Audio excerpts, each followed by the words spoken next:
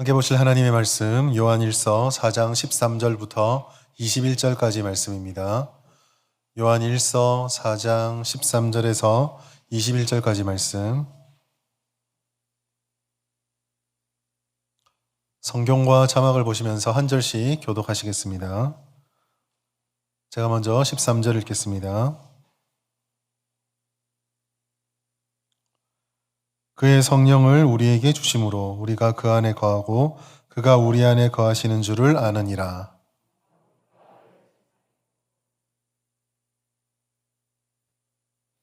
누구든지 예수를 하나님의 아들이라 시인하면 하나님이 그의 안에 거하시고 그도 하나님 안에 거하느니라.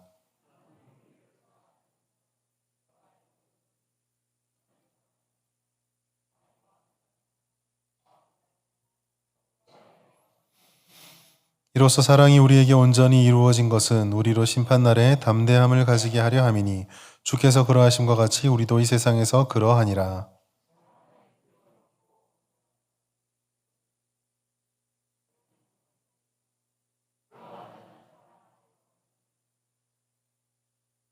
우리가 사랑하면 그가 먼저 우리를 사랑하셨습니다.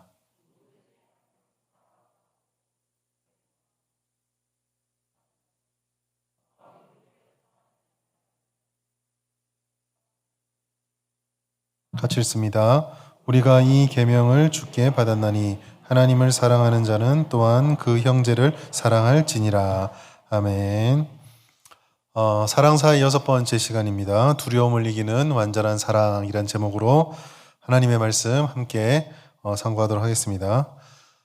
계속적으로 저희가 사랑에 대해서 말씀을 나누고 있는데 이 교회의 가장 중요한 특징 중에 하나는 분명히 사랑이라고 하는 것은 다 동의를 하실 겁니다. 인터넷에서 교회들을 검색해 보면 그 교회들을 사기들을 소개하는 글을 많이 적어 놓습니다. 그 글들 중에 가장 많이 나오는 상투적인 표현이 있습니다. 사랑과 뭐의 공동체, 뭐 사랑과 꿈의 공동체, 사랑과 진리의 공동체. 뒤에는 자꾸 바뀌는데 앞에 사랑은 안 바뀌더라고요. 뭐 사랑과 머지기 공동체, 계속 사랑의 공동체라는 이야기를 참 많이 합니다. 사역자 모집을 하는 저희 신대원에 가면 사역자 이제 그 부목사들이나 그 전도사들을 모집하기 위해서 사역 게시판이 있습니다. 어떤 교회에서 이런 사역자를 초빙을 합니다. 지원해 주십시오라고 얘기를 하는데 거기도 빠지지 않는 소개 중에 하나가 우리 교회는 사랑의 공동체입니다. 인격적인 공동체입니다. 뭐 이런 이야기들이 참 많이 있습니다. 그런데도 안타깝게도 이러한 소개들을 듣고 우리들이 그렇지, 교회는 당연히 그렇지라고 받아들이면 좋은데 많은 분들이 그걸 잘 신뢰를 하지 않고 오히려 좀 이건 부끄러운 이야기이긴 하지만 저희들 사역을 지원하는 교육자들 사이에서 제일 먼저 걸러야 되는 교회 중에 하나가 사랑의 공동체, 인격의 공동체를 앞에 내세우면 일단은 걸러라. 뭐 이런 이야기가 있습니다. 예. 그러니까 자신이 없으니까 그걸 얘기를 내세운다라는 거죠. 근데 좀 진리는 없습니다. 그래도 그렇게 생각을 하고 가장 심플한 교회를 지원한다고 해서 거기는 그냥 완벽한 공동체냐? 그렇진 않죠. 우리가 교회를 옮기시고 이렇게 사역지를 옮기는 교육자들 뿐만 아니라 이사나 이런 여러 가지 사정으로 교회를 옮기실 때 다들 물어보십니다. 어떤 교회가 좋습니까? 물어보면 대부분의 대답이 그렇습니다. 좋은 교회는 없습니다. 자기가 가서 적응하는 것이고, 예, 어떤 되게 모지신 목사님은 그런 얘기를 하시더라고요. 제가 누구한테 어떤 분께 그렇게 여쭤봤습니다. 좋은 교회가 없을까요? 그러니까 저한테 그렇게 대답하더라고요. 닌 좋은 성도가. 그러더라고요. 아니요. 그렇게 가만히 있었거든요. 이게 참 어떻게 할지 모르겠습니다. 그런데 조금 서글픈 건 있습니다. 어떤 게 서글프냐면 그런 현실들을 보면서 우리가 사랑의 공동체가 되면 좋고 인격적인 공동체가 되면 좋지만 어디 현실이 그런가? 그러니까 그 현실을 우리가 있는 그대로 좀 받아들이는 것도 좋지 않을까? 그렇게 해야 되지 않느냐라는 이야기를 들을 때 마음 한편으로는 뭐 그렇지 우리가 연약한데 어떻게 할 수 있겠어? 라고 생각을 하지만 이쪽 반대편에서 조금 씁쓸합니다. 왜냐하면 성경에서 우리에게 말씀해주는 성도들의 모범이나 교회가 지향하는 점과는 분명히 다르기 때문입니다. 말로는 사랑하고 사랑의 공동체를 얘기하는데 실상 그렇지 않은 것을 계속 두고 보는 것이 과연 합당한가? 여기에 대한 질문들이 계속 생기는 것이죠. 그런데 제가 이렇게 조분조분하게 말씀을 드리지만 사실 이건 굉장히 심각한 문제입니다. 특별히 오늘 본문의 문제를 가지고 오늘 본문의 말씀을 가지고 이 사랑을 이야기하나 사랑에 대해서 자신할 수 없는 공동체라고 한다면 이게 도대체 무슨 위험이 있고 얼마나 아픈 일인가를 조금 더 깊게 볼 수가 있습니다. 이 말씀들을 이해하기 위해서 오늘 본문 말씀 속에서 쫓아가야 될 개념들이 몇 가지가 있는데요. 그럼 첫 번째가 하나님과의 상호 거함, 상호 연합이라고 하는 이 개념들을 조금 이해할 필요가 있습니다. 성경 구절로 표현하자면 그가 내 안에 거하고 그가 내 안에 거하고 이 손모양이 왔다 갔다 하네요. 그가 내 안에 거하고 내가 그 안에 거한다라고 표현되는 이것을 하나님과 성도의 상호 거함, 상호 연합이라고 말을 하는데요. 먼저 이 부분을 설명할 때 첫 번째로 설명을 드려야 될 것이 조금 어려운 말을 써서 죄송합니다. 인식의 근원 되시는 깨닫게 해주는 힘이 되시는 성령님을 먼저 보아야 한다는 것입니다. 신앙생활은요, 하는 우리 입장에서는 굉장히 쉽고 편안한 것입니다. 그런데 이 신앙생활이 굉장히 어려울 때가 있는데 그게 무엇이냐면 누군가에게 이것을 설명하고 보여주려고 할 때 굉장히 어렵습니다. 혹시 그런 고민 해보시지 않았나요? 신앙생활하는데 나는 아무 문제가 없는데 옆에 누군가가 내 신앙에 대해서 물어보고 신앙이 뭔지 물어보면 딱히 설명을 해줄 게 없습니다. 교회 와보면 안다. 근데 와봐도 모르겠다 그러면 정말 할 말이 없어지는 경우를 보게 되죠. 왜 이런 문제가 생길까? 그것은 우리가 신앙생활을 한다고 할 때 신앙 고백의 기초가 되는 하나님을 볼 수 없기 때문입니다. 볼 수 없는 것을 믿기 때문에 보지 못하는 것을 믿는다고 할 때 그 보지 못하는 것을 증명하려고 하면 이성적인 사고에 빠져있는 이 세상의 방식으로는 설명할 길이 없습니다. 만지지도 못하고 보지도 못하고 냄새도 없고 맛도 없고 그러니까 우리가 알고 있는 단어로 설명을 할 방법이 없어지는 것입니다. 사랑도 마찬가지죠. 우리가 교회의 사랑의 근원을 제가 요한 1서를 강해를 하면서 계속 제일 많이 말씀드린 것이 이 사랑은 하나님의 사랑을 근원으로 한다. 하나님의 사랑이 근원으로 한다라고 몇 번이나 말씀을 드렸습니다. 그런데 이 하나님의 사랑이라는 개념은 굉장히 어려운 개념입니다. 왜 그렇습니까? 이 하나님의 사랑이라는 두 단어가요. 하나님도 보이지 않고 사랑도 보이지 않기 때문입니다. 보이지 않고 보이지 않는 것을 연합을 해서 우리에게 어떤 개념을 집어넣으려고 하니까 이게 도대체가 설명을 하기가 힘듭니다. 경험하면은 쉽습니다. 경험하면은 이해가 됩니다. 그러나 경험해보지 못한 자에게 단어로 가지고 설명을 하는 것은 굉장히 어려운 것이죠. 요한은 이러한 사랑을 계속 강조를 하고 있습니다. 요한 1서에 나타나는 이 사랑이 우리가 흔히 잘 아는 것 같은데도 막상 말씀을 읽다 보면 이것을 동의는 하지만 설명을 하지 못하고 이해는 되지만 완전히 살아내지 못하는 것도 바로 이러한 이유로부터 기인하는 것입니다. 말씀 한 구절 한 구절 보면서 그래 사랑은 이래야지. 성도가 성도를 사랑해야지. 성도가 하나님을 사랑해야지. 다 맞는 말인데 한 번 더 생각해서 그걸 이해하게 설명해봐 라고 그러면 설명을 못하는 것이죠. 오늘 본문 앞에 있는 4장 12절 말씀 보겠습니다.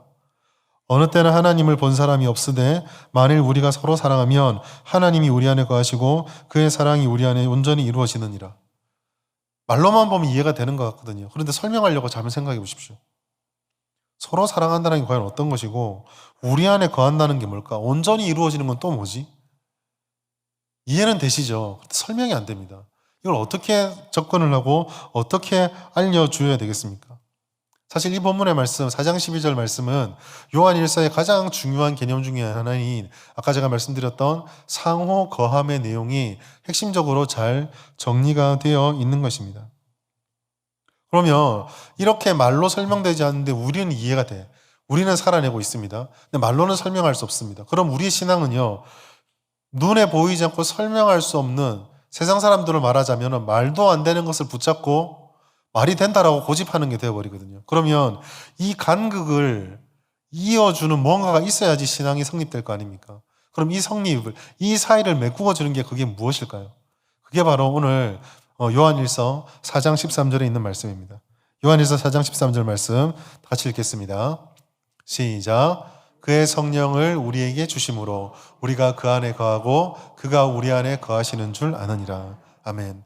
바로 여기서 사도 요한은 그 4장 13절 앞에 있었던 모든 설명들의 내용들이 말로 계속 해주는 거. 간단하게 예를 들자면 뭐 사랑하는 자들아 우리가 서로 사랑하자부터 쭉 나오는 말씀들이 있죠. 특별히 10절부터 제가 읽어드릴게요. 사랑은 여기 있으니 우리가 하나님을 사랑한 것이 아니요 하나님 우리를 사랑하사 우리 죄를 속하기 위하여 화목제도를 그 아들을 보내셨다. 7절 말씀 사랑하는 자들아 우리가 서로 사랑하자 사랑은 하나님께 속한 것이니 사랑하는 자마다 하나님으로부터 태어나서 하나님을 알고 사랑하지 아니한 자는 하나님을 알지 못하나니 이는 하나님은 사랑이심이라. 사랑 얘기하고 사랑하면 사랑을 안다. 사랑을 알면 사랑을 한다. 근데 가만히 생각해 보면 이게 뭐지 싶잖아요.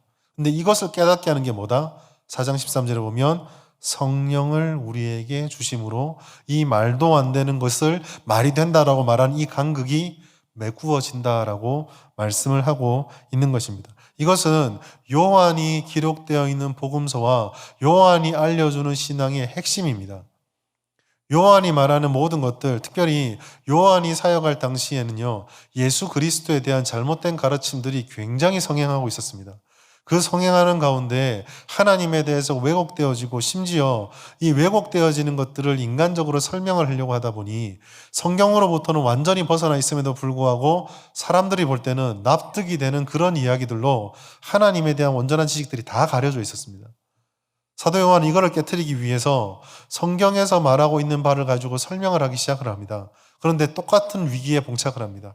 아무리 설명을 하고 말을 해줘도 방금 제가 말씀드린 하나님 사랑처럼 말로는 설명이 되지만 이해하기엔 너무 간극이 벌어지는 이 사이를 메꿀 방법이 없어지는 것입니다. 근데 사도들은 아무 문제가 없었거든요. 그래서 사도 요한이 요한복음 14장부터 예수께서 떠난 후에 이렇게 왜곡되어 있는 믿음의 간극들을 어떻게 메꾸어지는 것인가를 보혜사 성령으로 설명하기 시작합니다. 그래서 요한복음 14장에 보면 보혜사 성령에 대한 말씀들이 가장 많이 나타나고 나중에 또 한번 인용을 하시겠지만 오늘 오전에도 보았던 그가 오시면 너희를 모든 진리 가운데로 인도하시고 깨닫게 해주신다라는 성령의 사역을 우리에게 증거해 주기 시작한 것입니다. 읽어볼까요? 요한복음 14장 26절 같이 읽습니다. 시작. 보혜사 곧 아버지께서 내 이름으로 보내실 성령 그가 너희에게 모든 것을 가르치고 내가 너희에게 말한 모든 것을 생각나게 하시리라. 아멘. 요한이 말한 핵심은 그것입니다. 성령을 통해서 하나님과 우리가 서로 거한다는 것이 무엇인지, 심지어 우리가 받았던 사랑이 무엇인지, 하나님을 우리가 사랑한다는 것은 어떤 것인지, 그 하나님이 우리에게 거한다는 것이 무엇인지를 말로 설명하는 것을 넘어서는 깨달음과 인식하는 방식으로 이해할 수 있게 된다는 것이죠. 성령의 역사와 하나님을 아는 사랑, 하나님을 느끼는 신앙은 굉장히 밀접한 관계를 맺고 있습니다. 사실 저는 예전에 그 성령 충만이라는 단어를 굉장히 꺼렸었습니다. 왜 꺼렸냐면 제가 한창 신앙생활을 시작하고 은혜를 받을 때 거의 교회 전체 분위기들이 좀 이제 으쌰으쌰 불파 이런 분위기였거든요.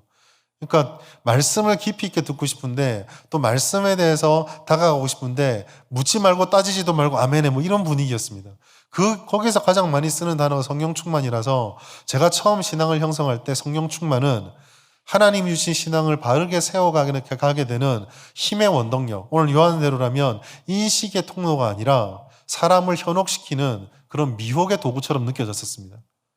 성령 충만 받으면 광신자가 되는구나. 이게 제가 처음 신앙을 형성할 때 그 성령 충만의 개념이었습니다. 그러나 오늘 사도 요한의 말씀대로라면 성령 충만은 우리가 느끼고 있는 신앙과 우리가 말로 설명할 수 있는 눈에 잡히지도 보지 못하는 그 하나님의 진리 사이를 실체화시켜주는 가장 중요한 능력입니다. 말로 설명을 못하더라도 우리가 알 수 있게 해주는 것이죠. 성경은 이와 같은 성령을 통해서 우리가 신비다라고 말하는 것들이 믿어지게 되고 깨달아지게 되고 점점 그것에 다가갈 수 있게 된다라고 말해주는 것입니다.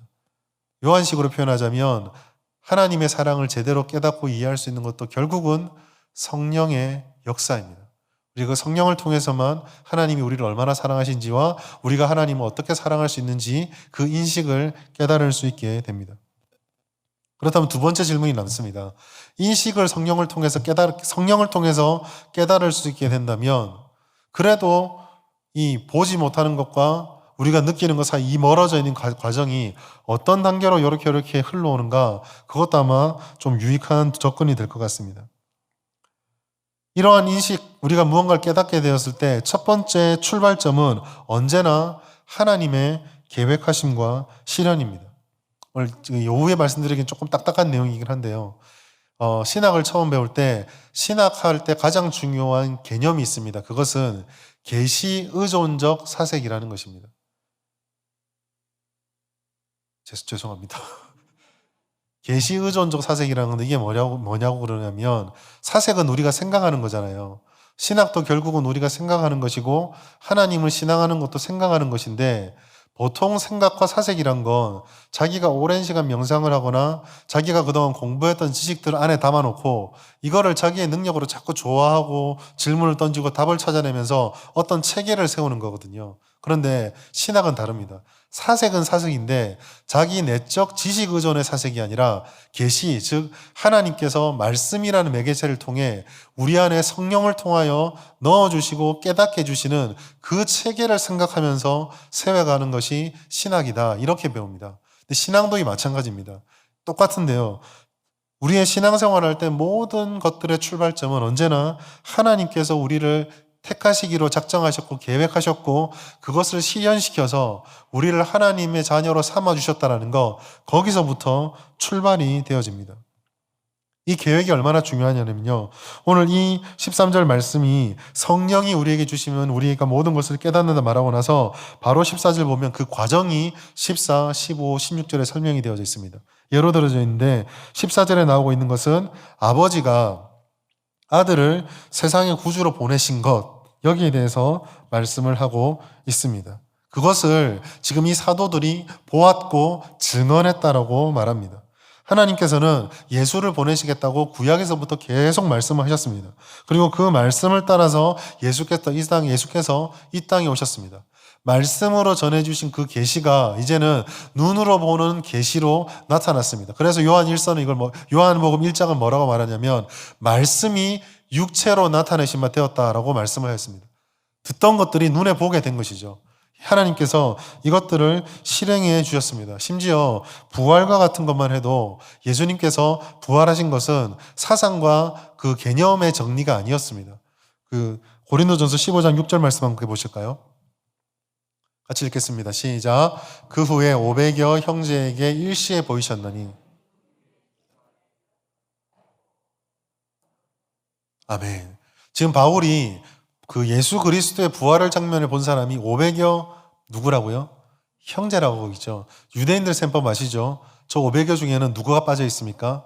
여인들과 아이들은 다 빠져 있습니다. 그러면 최소 500명이 부활하신 예수님을 보았습니다. 사도행전 1장에 보시면 승천하신 예수님을 바라보고 나서 그 예루살렘으로 돌아와 주님께서 올라가실 때 말씀하신 것을 기다리며 기도했던 사람이 마가의 다락방에 120명이었습니다. 유대인의 셈법 그대로 얘기를 하자면 역시 여기도 120명 외에 아마 여인과 아이들이 있었을지도 모릅니다. 그러면 결국 부활뿐만 아니라 하늘로 올라가는 승천을 본 사람도 100여 명이 넘습니다. 법정에서 재판을 할 때에 배심원으로 사용되고 배심원으로 자리하는 배석이 제가 알기로 미국 같은 경우에 10명에서 12명 한쪽 정도로 알고 있습니다. 그 정도만 증언을 해주어도 재판의 결과를 확정할 수가 있습니다. 예수께서 승천하신 것을 120명이 넘는 사람들이 보고 500명이 넘는 사람들을 보았다. 이와 같은 것들은 확실한 증거입니다. 그리고 조금 어려운 말로 성경의 말씀이 성취되어 나타난 것을 성경의 외적 증거라고 합니다. 그리고 이와 같은 외적 증거들은 방금 말씀드린 것처럼 사람들의 증언과 증인에 의해서 확증되어지고 있습니다.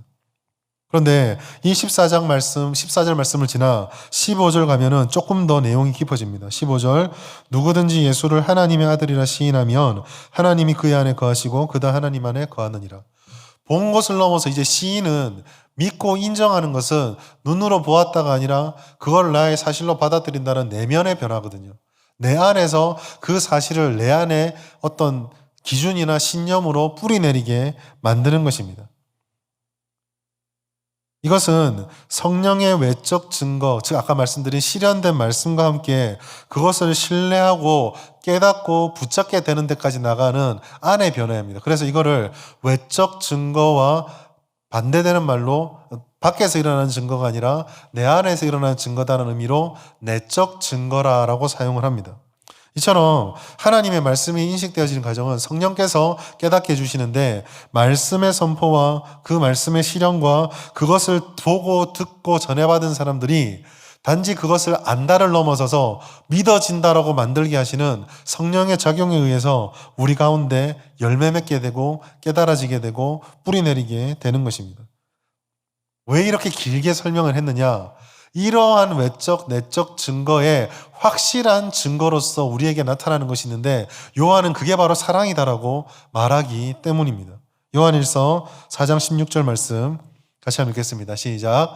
하나님이 우리를 사랑하시는 사랑을 우리도 알고 믿었으니 하나님은 사랑이시라. 사랑 안에 거하는 자는 하나님 안에 거하고 하나님도 그의 안에 거하시느니라. 아멘.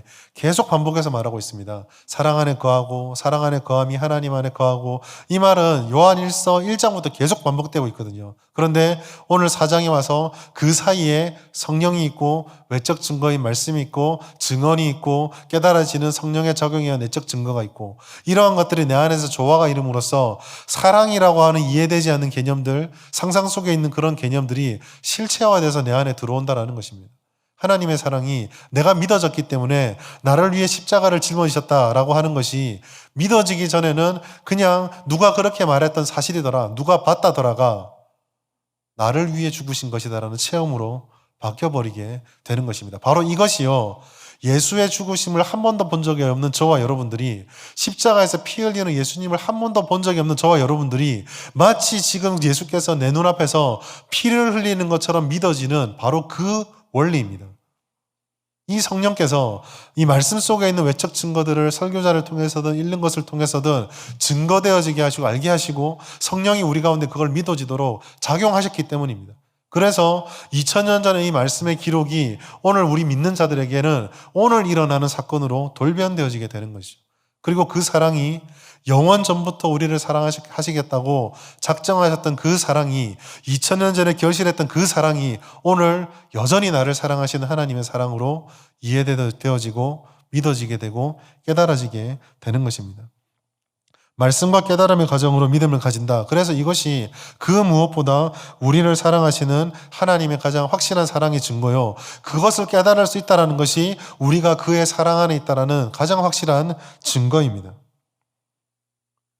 이 사랑이 왜 얼마나 크고 중요한 것인가? 자격 문제 때문에 그렇습니다. 그러면 이와 같이 성령을 주시고 말씀을 들려주시고 깨닫게 해주시고 은혜 주셔서 하나님의 자녀가 되게 만들어 주실 때 과연 이러한 자격과 능력이 우리에게 있느냐? 우리는 이 질문을 당연히 던져 보아야 합니다.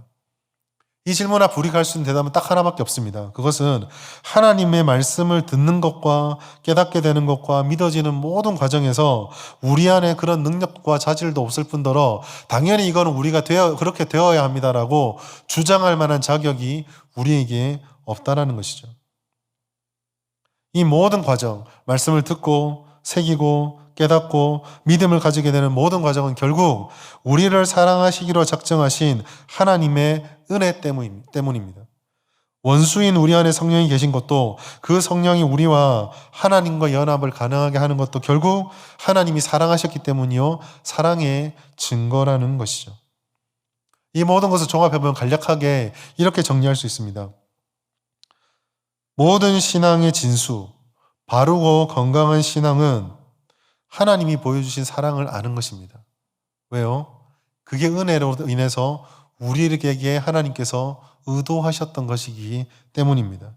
그리고 그 사랑을 어떻게 우리에게 채우고 그 사랑이 우리의 삶을 어떻게 변화시키는지를 보여주는 것이 바로 우리의 신앙을 그대로 증명해주고 보여준다라는 것이죠. 이게 바로 눈에 보이는 바 형제를 사랑하지 않으면 눈에 보이지 않는 하나님을 사랑할 수 없다라는 말씀의 뜻 중에 하나입니다. 그것을 표로 나타내면 이렇게 말씀할 수 있습니다. 하나님의 사랑이 아들을 예수로 이 땅에 보내주셔서 말씀과 증거 삼아주셨고 성령을 통해 그거를 깨닫게 해주시고 오늘도 우리에게 작용하실 때 우리에게 믿음과 신앙이 생깁니다. 그런데 여기서 진정한 사랑이라고 하는 것은 이러한 과정 속에 하나님의 사랑 말고 내가 자격이 없다는 걸 깨닫기 때문에 이러한 수직적인 사랑의 빚이 수평적인 삶으로 흘러갈 수밖에 없어지는 것이죠. 왜요? 내가 먼저 그 은혜를 깨달았거든요. 그리고 그 은혜를 깨닫지 못하는 자, 혹 같이 은혜를 깨달았던 그런 자들을 향해 내가 진 빚을 위로는 갚아드릴 수가 없으니 옆으로 흘러가게 되는 것입니다. 자, 두 번째로, 그렇다면 이러한 사랑이 우리의 믿음이 어떤 식으로 또한 확장되어지는가? 사랑은 두려움을 이기는 담대함으로 나아간다는 것을 또 살펴볼 필요가 있습니다. 첫 번째로, 담대함으로 두려움을 이기는 것이 우리에게 있다라고 사도 요한은 말하고 있습니다. 17절 말씀 같이 한번 읽어보겠습니다. 시작. 이로써 사랑이 우리에게 온전히 이루어진 것은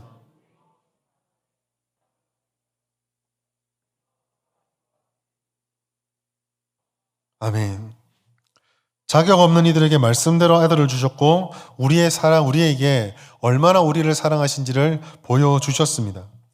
그 사랑은 아들을 주기까지 우리를 사랑하셨기 때문에 아들을 주신 것을 보면서 말씀대로 이루시는 것을 보면서 지금부터 우리에게 여전히 남아있는 그 약속의 말씀도 이루어지시겠구나, 이루어주시는구나 라는 보증을 삼을 수 있게 되는 것이죠. 그리고 이 보증은 우리에게 담대함을 줍니다. 특별히 오늘 17절 말씀 보면은 이 담대함은 심판과 연결되어서 해석이 되어집니다. 그런데 심판이 우리랑 무슨 상관이 있을까요? 심판과 담대함, 난 담대함은 좋은데 심판은 잘 와닿지 않는데 왜 이것이 중요하냐면 바로 이렇기 때문입니다. 심판에 두 가지가 있습니다. 첫 번째로 개인의 심판이 있고 두 번째로 종말에 모든 사람이 겪게 되는 영원한 심판이 있습니다.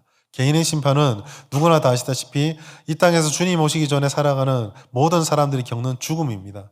우리는 누구나 다 한 번 이 땅의 삶을 마무리 짓는 그때가 옵니다. 그때에 우리 심판의 단계에 들어가게 될 것입니다. 두 번째로 예수님께서 재림하실 때, 종말일 때 영원한 심판이 있는데 이때는 둘로 나누어집니다. 주님을 거절하고 예수를 믿지 않은 자가 영원히 형벌을 받는 영벌과 하나님을 따랐던 영원한 복을 약속받고 신앙을 가졌던 사람이 받는 영생의 심판, 두 가지가 이루어지게 될 것입니다. 계시록 20장 12절 말씀이 우리에게 말해주는 게 바로 이것이거든요. 또 내가 보니 죽은 자들이 큰 자나 작은 자나 그 보좌 앞에 서 있는데 책들이 펴있고 또 다른 책이 펴졌으니 곧 생명책이라. 죽은 자들이 자기 행위를 따라 책들에 기록된 대로 심판을 받는다. 계시록 말씀과 요한의 말씀 이 두 가지를 종합하면 확실한 것은 심판이 있다라는 것입니다. 여러분, 심판이 어떤 느낌을 주십니까? 뭐 심판이 심판이지. 제가 어릴 때 한 번씩 조금 이렇게 나쁜 행동, 아버지 어머니가 안 들키고 싶은 행동을 하잖아요. 그런데 그런 게 그 비정상적인 루트를 통해서 부모님께 흘러 들어가고 그게 흘러 들어갔다는 소식이 비정상적인 루트로 제 귀에 들릴 때가 있습니다. 그러면은 그때부터는 학교 마치고 집에 가는 게 싫어집니다. 어떤 일이 벌어질지 알기 때문이죠. 가긴 가야 됩니다. 또 갈 수밖에 없습니다. 그러나 가고 싶지는 않습니다. 희한하게 그런 날은 그렇게 바쁘던 아버지도 집에 와 계세요. 꽃배기로 하나를 맞습니다. 고통스러운 것이죠. 그럴 때 집에 가는 걸음, 학교 마치고 집에 가는 걸음은 평상시 때와 다릅니다. 학교 끝났다 신난다가 아니라 오히려 학교에 더 있었으면 하는 마음이 들 정도로 지옥과 같은 걸음입니다.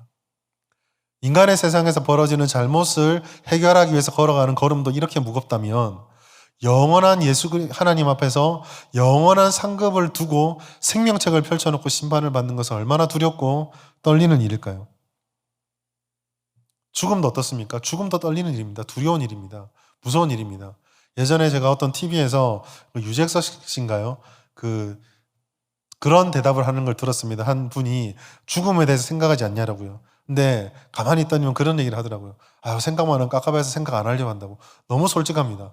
깝깝하죠. 왜 그렇습니까? 답도 없고 두렵거든요. 답도 없고 두려운 것입니다. 그러나 사도 요한이 우리에게 말해주는 것은 무엇입니까? 그리스도인은 두려워할 필요가 없다는 것입니다. 왜요? 예수를 구주로 보내신 그 사랑이 우리에게 그대로 부어진 바 되고 그 사랑으로 인해서 이 심판을 넘어서는 약속이 우리에게 주어져 있기 때문입니다. 우리 안에 성령께서 그 온전한 사랑, 예수님의 사랑을 증명해 주셨고 이루어 주셨고 그렇기 때문에 예수가 극복하셨던 그 사망은 우리들에게 더 이상 위협거리가 되지 않고 두려운 대상이 되지 않는 것입니다. 우리가 주님 오시기 전에 이 땅의 삶이 한번 마감이 되든 우리가 이 땅의 삶이 끝나기 전에 예수께서 오시든 우리의 끝은 똑같습니다. 영원한 천국에 들어가 주님과 함께 거하는 것뿐이죠. 싫을 수는 있고 불편할 수 있지만 두려워할 이유는 전혀 없는 것입니다. 이 담대함은요, 우리가 가진 강력한 신념이나 대범함과 상관이 없는 것입니다. 다시 말씀드리지만 이 담대함은 우리를 사랑하셨던 주님의 사랑이 믿어졌기 때문에 그 사랑의 기초에서 가지게 되는 흔들리지 않는 신앙적인 성품입니다. 어떠한 것도 이 사랑으로부터 우리를 끊을 수 없기 때문에 이 세상 사람들이 주님을 알지 못하는 사람들이 모두가 두려워하는 그것들이 우리들에게 결코 두려움이 되지 않는 것이죠. 사도 바울은 이것을 이렇게 표현했습니다. 로마서 8장 39절, 38절, 39절 같이 한번 읽어보겠습니다. 로마서 8장 38절, 39절 제가 읽어드릴게요. 내가 확신하노니 사망이나 생명이나 천사들이나 권세자들이나 현재일이나 장래일이나 능력이나 높음이나 깊음이나 다른 어떤 피조물이라도 우리를 우리 주 그리스도 예수 안에 있는 하나님의 사랑에서 끊을 수 없으리라. 그러므로 이 사랑을 알면 두려움을 극복하고 담대할 수 있습니다. 반대로 이 사랑을 우리가 모른다면 두려움을 이길 수가 없습니다. 즉 주님께서 약속해 주신 그 모든 것들을 전혀 우리 것으로 활용하지도 받아들이지도 믿지도 못한다라는 것이죠. 온전한 사랑, 즉 우리를 향한 하나님의 사랑을 깨닫고 그 안에 거하면 그 어떠한 두려움도 우리를 지배하지 못합니다. 예수께서 하신 말씀을 기억하십시오. 너희의 생명조차도 어찌하지 못하는, 단지 우리를 해코지 하는 그런 권세를 두려워하지 말고 우리에게 영원한 죽음, 영원한 두려움이 되시는 그분을 두려워하라고 말씀하지 않았습니까? 그렇다면 여기서부터 이제 왜 사랑 없음이 위험하고 무서운 것인지를 깨달을 수 있게 됩니다. 왜 그렇습니까? 두려움이 있다라는 것, 그것은 사랑을 온전히 이루지 못했다는 것이요, 사랑을 온전히 이루지 못했다는 것은 그 온전한 사랑이 내 안에서 믿어진 바가 없다는 말이고, 그렇다는 것은 그 안에 거하지 않는다는 삶의 열매로 나타난다는 것은 이 모든 과정에서 성령을 통해서 하나님의 사랑을 깨닫고 그 안에 거하는 모든 일련의 과정들을 내가 못 누리고 있다는 것입니다. 바로 이것이 사랑이 없다라고 할 때 우리가 사랑하는 공동체, 사랑의 공동체가 아유 현실이 어떻게 그렇습니까? 라고 넘어가서는 안 되는 결정적으로 중요한 이유입니다. 그리고 이와 같은 결정적인 증거가 삶으로 드러날 때 사도 요한이 강조하고 있는 것은 바로 온전한 사랑의 증거가 바로 형제의 사랑으로부터 나타난다라는 것입니다. 두려움을 내쫓는 사랑의 유무, 어쩌면 이것도 듣기에 따라서는 그냥 개념의 설명처럼 들릴 수 있습니다. 그래요. 그런 과정들이 다 설득은 되네요. 그렇지만 말이 아니라 삶에 드러나는 증거는 과연 무엇입니까? 사도 요한은 그것을 형제 사랑이다라고 이야기를 하고 있습니다. 우리가 두려움을 얘기했습니다, 방금. 그런데 우리가 두려움을 딱 생각하면 먼저 공포심이 들거든요. 난 귀신이 무섭다. 교통사고를 경험하신 분은 달려가는 차가 무섭다. 뭐 이런 무서움을 두려움이라고 생각을 합니다. 그런데 실제로 우리에게 가장 치명적인 결과를 주는 두려움은 정체를 잘 드러내지 않습니다. 우리 뒤에 숨어서 은밀하게 모습을 바꿉니다. 사실 그렇기 때문에 우리는 한 인격 속에 존재하고 있는 두려움이 무엇인지 잘 깨닫지 못합니다. 단적인 예를 들어서 두려움이 어떤 사람 같은 경우는 마음속에 두려움에 강하게 사로잡히면 사로잡힐수록 밖으로 드러나는 모습은 그 누구보다 강한 마초적인 성격으로 나타날 수도 있습니다. 자기의 두려움을 들키지 않기 위해서, 지배당하지 않기 위해서, 그것이 누구에게 이용당한 것을 허락하지 않기 위해서 더 공격적으로, 더 잔혹하고, 더 냉정하고, 더 단단한 모습만을 밖으로 보일 수도 있다는 것이죠. 그처럼 두려움들은 겉으로 보여지는 모습 이상으로 은밀하게 우리의 심령 속에 숨어서 우리들에게 영향을 끼칩니다. 그렇지만 그러한 두려움이 존재할 때, 즉 담대함에 이르지 못하는 두려움이 있다고 했을 때 누구도 감출 수 없는 한 가지 증거가 있으니 그것이 바로 겉으로 드러나는 진실된 사랑의 열매입니다. 요한일서 4장 20절, 누구든지 하나님을 사랑하고자 하고 그 형제를 미워하면 이는 거짓말하는 자니 보는 바 그 형제를 사랑하지 아니하는 바는 보지 못하는 바 하나님을 사랑할 수 없느니라. 이제 조금 이해가 되시지 않습니까? 왜 형제 사랑하지 못하는 게 하나님을 사랑하지 못하는 것입니까? 하나님께서 먼저 보여주신 사랑을 잘 생각해 보십시오. 하나님은 원수인 우리를 향해서 일방적으로 사랑하셨습니다. 짝사랑도 짝사랑도 이렇게 지독한 짝사랑이 없습니다. 예수님 하나님께서는 수천 년을 짝사랑을 하셨습니다. 수많이 퇴짜를 맞고 수없이 배신을 당하고 수없이 속았습니다. 이스라엘 사람들 사사기 역사를 보십시오. 하나님밖에 없습니다. 속아주니 돌아서고 속아주니 돌아서고 다시 마음 돌려주니 그런 척 했다가 또 돌아서고. 이게 사사시대만 그렇습니까? 예수님 오셨던 시대를 생각해 보십시오. 아들을 보냈는데 그렇게 메시아 달라고 해서 아들을 보냈는데 십자가에 죽여버렸습니다. 그럼에도 하나님께서는 4장 19절 말씀대로라면 언제나 먼저 사랑하셨습니다. 우리가 사랑함은 그가 먼저 우리를 사랑하셨습니다. 그렇기 때문에 그를 믿으면 예수님, 그 사랑의 정점인 예수님을 믿게 되면 그 온전한 사랑이 우리 안에서 담대함을 주고 두려움을 이기게 해주십니다. 그것이 약속이거든요. 이 온전한 사랑은 말뿐의 고백이 아닙니다. 4장 12절 말씀, 어느 때는 하나님을 본 사람이 없으되 만일 우리가 서로 사랑하면 하나님이 우리 안에 거하시고 그의 사랑이 우리 안에 온전히 이룬다라고 되어 있습니다.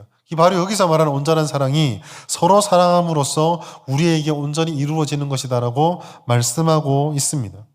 이 말씀대로라고 한다면 우리가 형제를 사랑한다고 하는 것은 단지 우리 공동체가 아픔이 좀 있어요. 우리 공동체가 하나가 되지 못했어요. 그 정도 문제가 아니라 교회 모든 구성원들이 사랑하지 않고 서로를 판단하고 정죄하고 미워하고 불평과 갈등을 한다면 그러면서 하나님을 사랑한다고 예배하고 기도하고 신앙생활을 한다는 것은 불가능한 일을 할 수 있다고 시도하는 것입니다. 파트로 매주 쓰겠다라고 열심히 불을 떼고 있는 거라는 것이죠. 왜 그렇습니까? 하나님이 그런 법칙을 허용한 적이 없거든요. 말씀이 그렇게 선언하고 있습니다. 그렇기 때문에 우리가 만약에 그런 상태에 있다고 한다면 그 심령은 담대함은 사라지고 두려움의 지배를 받습니다. 그 두려움은 무섭다가 아니라 단지 어떤 대상에 대한 공포심만을 얘기하는 게 아니라 여러 모양으로 다시 나타난다고 한 번 더 말씀을 드려야 하겠습니다. 내가 남들을 설득하는 자리가 아니라 설득당하는 자리에 섰을 때 내 생각을 내가 원하는 것을 양보해야 될지도 모른다는 두려움. 다른 누구보다 관심받지 못함으로 소외된 상태에 느끼게 되는 그 아픔에 대한 두려움.